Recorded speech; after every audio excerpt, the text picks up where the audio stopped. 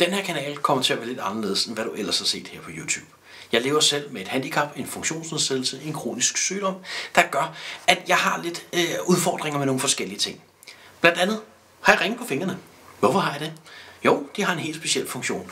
Jeg sidder i en elkørestol. Hvorfor gør jeg det? Det er der også en rigtig god forklaring på. Alt det der kan I få meget mere svar på. Og så vil vi prøve at kigge lidt på, hvad findes der af hjælpemidler?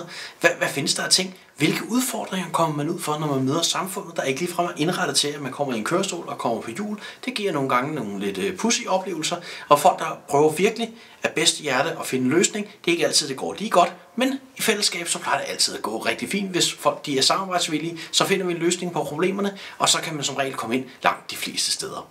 Men følg med her på kanalen, så vil jeg forsøge i det omfang, som jeg har overskud til det, og få lavet lidt videoer, der prøver at forklare lidt om, hvad er det, jeg oplever i min hverdag, hvad er det, jeg er løbet ind i, og hvilke udfordringer kan der være, hvordan kan man løse det, og høre lidt om forskellige hjælpemidler, forskellige ting, og hvordan det er at leve med en kronisk sygdom, der giver et handicap og funktionsnedsættelse.